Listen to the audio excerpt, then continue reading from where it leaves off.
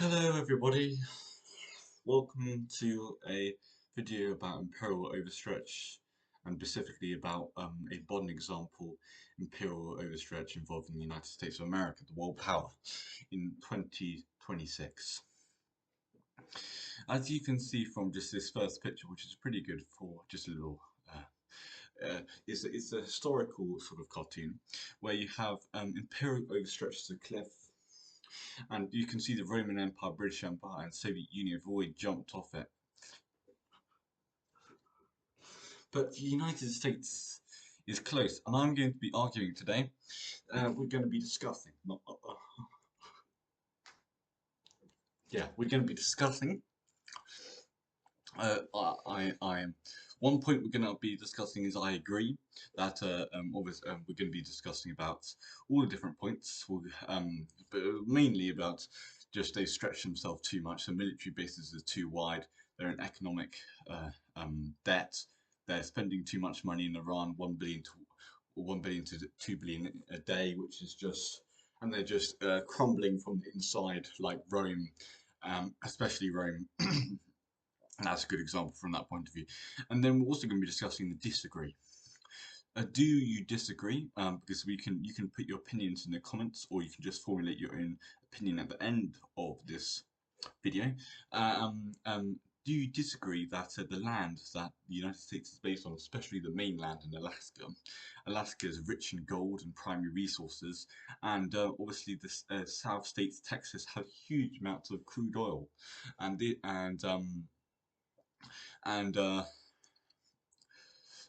also Pennsylvania, which has amazing farmlands and thousands of miles of navigatable rivers by ship. So what we're going to be discussing is, has that saved America? And unless they move away from that land, they will never be. They will always be world power.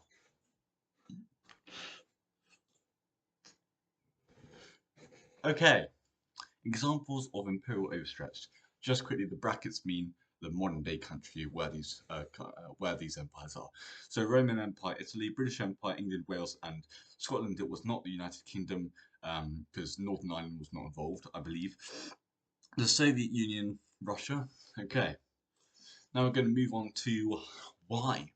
Just sort of the historical, just to give some very good basis and sort of bit of a foundation to base your opinion on the United States imperial overstretch.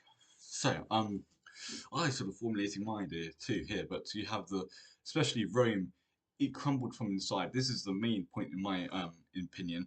Rome never established a reliable, peaceful method of choosing a empire. It was emperor. Sorry, it's emperor. Sorry, the emperor. They never had a true power over the world because they never had true power in themselves. They were unstable in the core, and if you're unstable in the of your empire, it's unstable all around, and you start to shake. And as soon as you start to shake, things can really start to decline for you. Labour shortages. Rome's economy was built on slave labour captured during the military conquests. When the empire stopped expanding in the 2nd century of the AD, the supply of fresh slaves died up, crippling agriculture production. So it was they relied too much, and I think the main point here is they relied too much on just their capabilities of constantly expanding their empire, which now we look at it, it's quite it's just that you can't really rely on things which you can't expand your empire around the world. They didn't have that good technology back then. I just think, looking back now, it seemed quite irresponsible. Loss of historians like Edward Gibbs famously argued that the rise of Christianity shifted the focus of citizens from serving the state and military to the life of seeking slavery, salvation.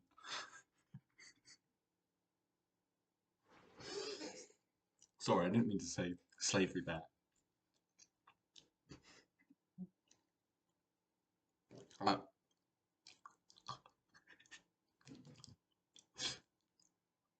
Sorry, I meant to say.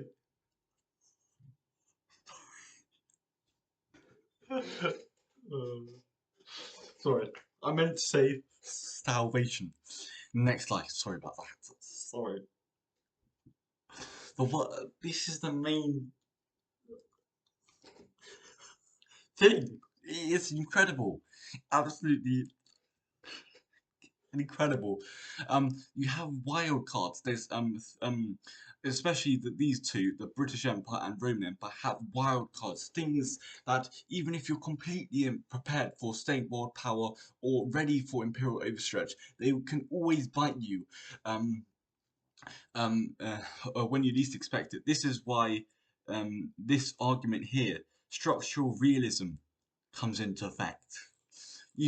You can, this is all to do, it's natural, it's like it's very hard to stop in if you're arguing the opinion of I agree, very hard to stop imperial overstretch or just the destruction of empires, because there's always some wild card. Like in terms of Rome, it was Christianity, they broke them. People were not devoted to the military and devoted to serving their states. They shifted their mindset to religion and salvation and how God could fix all their problems. And then the shift on reliance broke that last straw on the camel's back. It's not the thing which broke it, but it's the thing which by the time they're holding by a thread, they just cut the thread. So we move on to, you might have noticed by my accent, my home country. I'm not, probably for safety reasons, I won't tell you which one, but I mean, maybe by my accent, it's pretty obvious.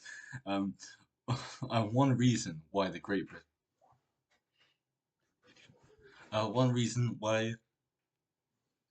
why Great Britain was such a great empire, was that it's oh no, sure, I'm gonna actually read this one first, because this is just a kind of actually the cost of victory. Winning World War One and World War Two physically and financially broke Britain. It was, yeah, horrendous, because we were so close, and by 1945 Britain was deeply in debt, heavily reliant on billions of dollars in loans from the United States, and that's how the world power was passed over to the United States. If you don't already know that, but I think that's quite a self-explanatory thing. It was passed over kind of just after the First World War, in my opinion, but people think it might be a bit later, which is obviously open to discussion. But in Britain's way, it's actually, you could kind of argue it's a two-edged sword with wild cards, because um, Britain can't control other political situations in other countries like Germany, and that was a tiny bit of a wild card. Um, the shooting of the Austrian king, and just like sort of Hitler, they can't control that aspect. So it's just that this is why it's so hard to stay on top of the world in just a strong empire, because there's just so many different factors which can just wobble you, or which are nothing to do with you but somehow reflect to hurt you or disrupt you in some way. And then that led to bankruptcy, but the main thing which broke them was technology. My United Kingdom, or just England, Wales, and or just the British Isles, is an island, as the name says, British Isles. And in World War One and before, it was insanely hard to invade, because the British Empire or just Britain could see you coming from the sea. You were sailing there, but then they could see you, so it just extremely hard to invade, and especially in the English Channel. You have the cliffs of Dover, which are very famous in the Second World War, but they're very. I had a walk around there. It's very hard. You're on the beach, and it's very hard to get up to the mainland and start to attack different towns and start to have a bit of a foothold in the country, so you can start to slowly overtake it and rule it and take over. It's very hard until, or just destroy it. I mean, there's two, until the invention of the plane. The invention of your plane. Well, I chose this specific photo, the Stuck bomber, Stuck dive bomber, or maybe I think other people call it the Ju-87 dive bomber. Very famous for. I've heard the sound myself. It's an absolutely terrifying sound. for its famous terrifying and haunting sound as it makes a dive. It makes a very high-pitched screeching sound, and that's when you know you're being bombed on or something close to being bombed on. They can get over London in 30 minutes, and that's what's changed the game. That's the straw which broke the camel's back. That is what broke the British Empire, the invention of planes. And something like that could happen with America. I mean, there's like, just look at AI, just look at many different technologies. The world is striving in that area, and you just never know. It's almost the reality of some crazy invention being created is higher than it was back then in the 1940s, because there's just so much technology, especially AI and just automated intelligence. There's just so many variables you have to take into account. The Soviet Union, Russia. The Warsaw Pact. The USSR had maintained hundreds of thousands of heavy arms troops in Eastern Germany, Poland, Hungary, and Czechoslovakia, known as the Czech Republic now, to keep communism in government in power, to sort of just keep the communism and overstretch it into that area and also into the Balkans, to Albania, Latvia, Slovakia too, all of their military overstretch. This is very similar to the USA, but obviously, I mean, similar in the way of military, but not with the communism capitalism thing. That's completely different. So I say it's very similar militarily, but don't take that further than what I mean. The resources. This is another one. The 1970s high global oil prices temporarily masked the rot in the Soviet system. Soviet leaders foolishly believed the windfall would last forever, using oil money to establish domestic sort of funds. And this is another massive like the over reliance. I'd say this one's a wild card, but mainly over reliance on a certain thing happening, sort of overconfidence. Also, it kind of applies to a tiny bit with America with blind patriotism, but that's different in its own way. it's sort of it was the over reliance. People would keep buying high price fuel, but the over reliance on it created gaps in their empire, because if that collapsed, the whole empire would collapse, because it was the over reliance, and then the whole machine of the Soviet Empire could not work without that one money injection. Right. Now we've completed this short overview. I mean, not exactly short, but now we've completed this short overview of history of empires and imperial overstretch. I would like, okay, this is basically just saying, I agree. This is basically just I agree. This is just, I agree, overstretch is unavoidable for history, military overstretch, and war with Iran. This is all sort of obviously the 1 to 2 billion. This is all aspects which we're going to talk about in a minute, which will help. And then the internal collapse of, healthcare and shifting of mindsets by population. That's also another very interesting discussion too. The land that the USA sits on is incredibly rich in oil, and this is just basically there. Unless the USA actually loses its land, it will always remain its world power. That's just basically mean okay. Now we have I agree. We can just quickly look at this sort of like little sketch I did. It was kind of my cheap version. I'm not very artistic, so cheap version, less artistic sort of historical sort of sketch where this is one of the U.S. main main military person who basically gives updates on the military. I think he's retired, and then the new person's coming who does the Iran war updates. Um, and he's sort of saying, we're going to talk about this later, but this is basically structural realism, like that the shift of is basically nature. Is basically nature. The shift of power is nature. It's unstoppable. It's like trying to think of it of trying to hold water in your hands. You can't, can you? Or it's like trying to stop waves. Or it's like trying to stop nature. It's an unstoppable force. And it's because he's just sort of say he's just threatening Iran, Russia, China here, and other terrorist groups like Al Qaeda, and he's only intimidated, and I just think it's quite funny video, and I just want a video, quite funny thing about intimidated This is nature here. This is my just little thread of nature. You got 10 minutes left, and then, sorry about that. Then, there.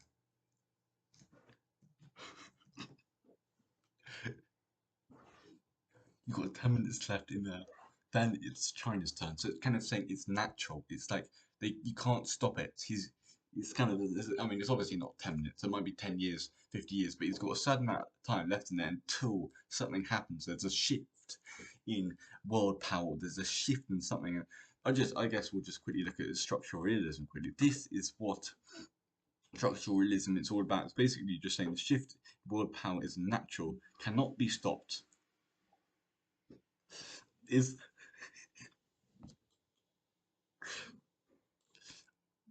It is like a law of nature.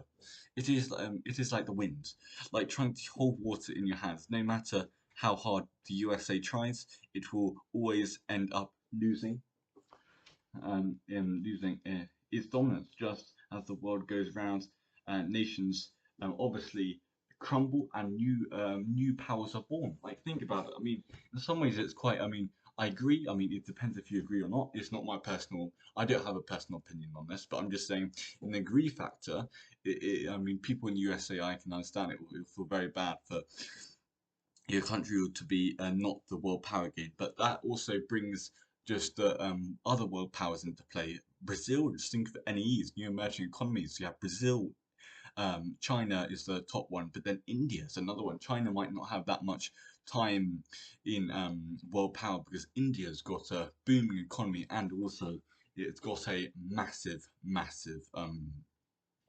population in the billions. I think it's got about 3 times. A funny fact is it's 3 times smaller than America or the United States, but then it has 3 times the population. So it's about around well, around 1.8 million, around that. So I can't really remember it, but I think it's around the 1 point something million. One problem that India does have, just quickly off topic, is things like El Nino. In 2026, we have upcoming a super El Nino, which could be world breaking, which is around the same power as the 1877 one. But obviously, we have pre-industrial temperatures, so we're already 1.1, 1.5 degrees warmer. So then it will be world breaking because instead of it being 2.7 degrees on top of world temperatures, it will be it will be it'll be 3.74 degrees.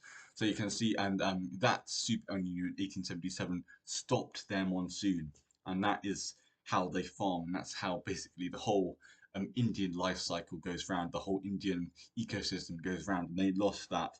And I mean, it was a bit of a British imperialism, didn't give them aid, but 10 million people died, and that could destroy their economy now.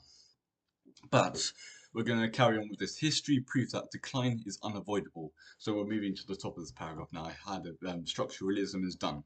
There is absolutely nothing stopping history from repeating itself. Um, um, just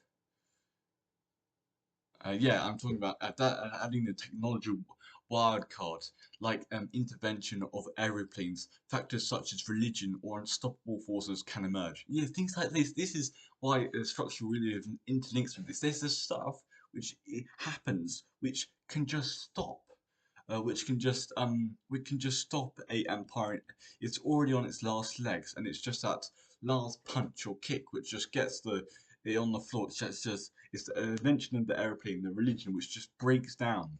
And um, and we obviously don't know what it could be for the US, but because obviously it probably wouldn't have been invented yet. But anything can destroy it. I think potentially, I did say something here about the potential wild card. Um, yeah, I'll just quickly read this one here. Then this obviously leads on to, I believe, could be a potential wildcard. The United States spends a whopping 956 billion on defense. It is obviously obvious to everyone not for that is not for homeland defense. I think that's pretty obvious. It's more for imperialism, injecting power on other areas of the world, injecting influence, like exact like Venezuela.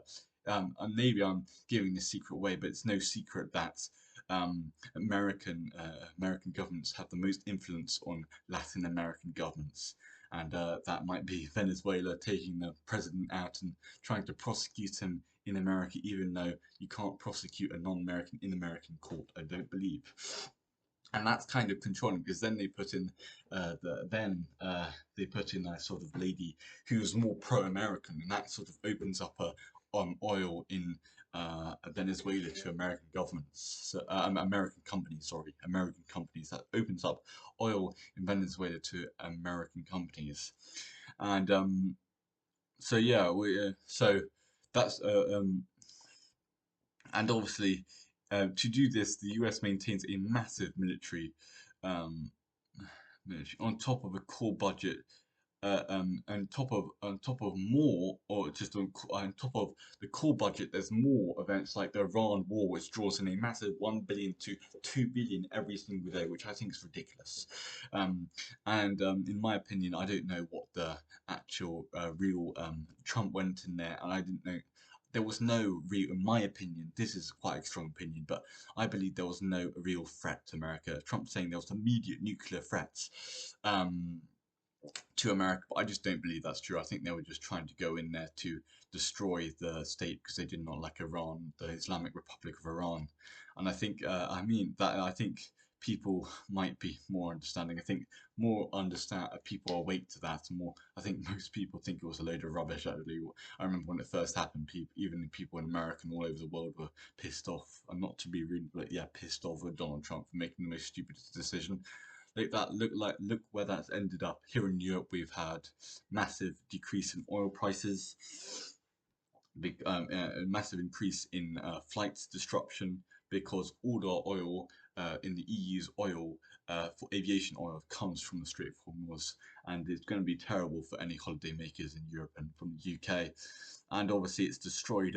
It's had a massive economic economic punch on the whole world. It's had a massive economic shock to the whole world, and it's been disrupted.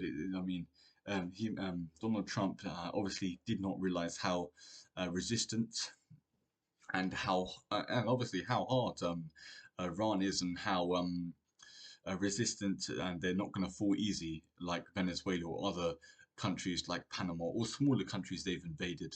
And if Iran's a big country, it's not. I think they might have been under delusion as the world power. Everything falls. You threaten if America threatens you or America attacks you for 2 days, it's over. I feel like they had the opinion, but no. Iran it turned out to be very strong, very invincible, and even fighting back. Yeah, starting to killing sadly a couple of American soldiers, which could have been saved if the U.S. cabinet and the White House made a more executive decision, smarter decision on it, and they might have definitely been under blind patriotism, believing their country is the best and has the best power, which certainly could have been a very small percentage of the reason all of those American soldiers were in danger. I'm not gonna. I mean, that's quite a strong thing to say, but healthcare. Yeah, I mean, obviously, but this all sort of links back to the sort of collapse inside the empire, or inside the strongest country in the world, and this is a wild card, I believe, which is forming the healthcare suffering. But while food prices and inflation rises, day-to-day Americans they're suffering. That's just the reality. I mean, um, the driving up of anger, the government, and destroying. This has obviously had a profound effect. This is driving up anger against the government and destroying patriotism. And this, especially with the Gen Z millennials, they are really turning against. You have the boomers who are more blind patriotic, in my opinion, and that's I think 60% of um, 60% of boomers still believe America is the best country. I think it's even higher than that. I think it's actually 75% of boomers still believe, or 80% of boomers still believe America is the best country no matter what. It will never be, it will always be the world power.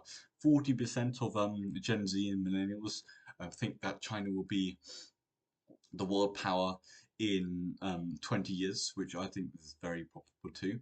But I think it really, I think that could be the wild card. I think the turn against patriotism, if you have less people being patriotic, you have less people were supporting these massive defense budget, and then you start to have protests, and you start to have a bit of revolt, and that starts to create a bit of instability. And then once you got that instability, it starts to break down, and that could be the wild card that break. It starts to. I think it's different with America, United States. I think that can be the wild card which starts to break down. It's like the start of the breakdown of the world power and China being taken over. China take over, sorry. Right, on to the last. Do you disagree? The America resource jackpot. The United States is built upon an incredible prosperous landmass, offers unmatched natural advantages. First and foremost, the nation prospers staggering amount of primary resources. Yeah, I talked about this before. There's a massive amount of crude oil and just overall in the South States, New Mexico, Arizona, sort of Nevada, and all of that area, and in other parts of the US, maybe even Alaska too. But uh, um, America did very well with Alaska. They bought it from 7.2 billion from Russia in 1867. Um, and it turned out to be worth in between 500 billion and 2 trillion. It was a massive, it was huge amounts of natural resources, especially huge amounts of gold. One of the richest and most heavily mined, I mean, just like huge, densely, I think it's one of the most dense gold areas in the world, apart from some areas of Africa, I believe. Okay, yeah, and I think that's just, I mean, I haven't really read that out, but I think that's just the main point there. Okay, so this is on to, in my opinion, still in the world, the most prosperous land or the most important land to own. If this was like, a risk game, or you would like pick, you say this was like a board game, pick the best piece of land to start your colony on. Pick the best piece of land to start your country on. It would be the Pennsylvania landmass. No, no, sorry, Louisiana, Louisiana, not that, it's Louisiana. The United States purchased the piece of land, 828,000 acres of land from Napoleon's French army.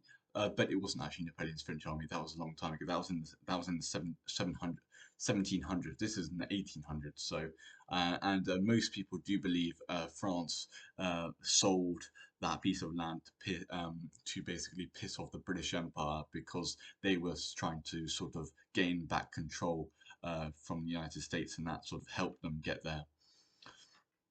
I don't really know too much about the American Civil War or the Irish War. There's Irish Civil War, which both involve my country, which I should know more about. But this is not really about that. We're getting into too deep stuff. But it sort of sealed the path in this particular argument, because the main because after all, Pennsylvania, Louisiana, sorry, it's not Pennsylvania, Louisiana has like the most fertile land. It's the most prosperous harvest, and they have massive farmland areas, and most importantly for exports to the sea, they have the highest, they have more navigational miles. I think it's like a 1,388 navigational miles in rivers or in waterways than the rest of the world combined. Think about that for a second. That's been a second. You can think about that. It's crazy.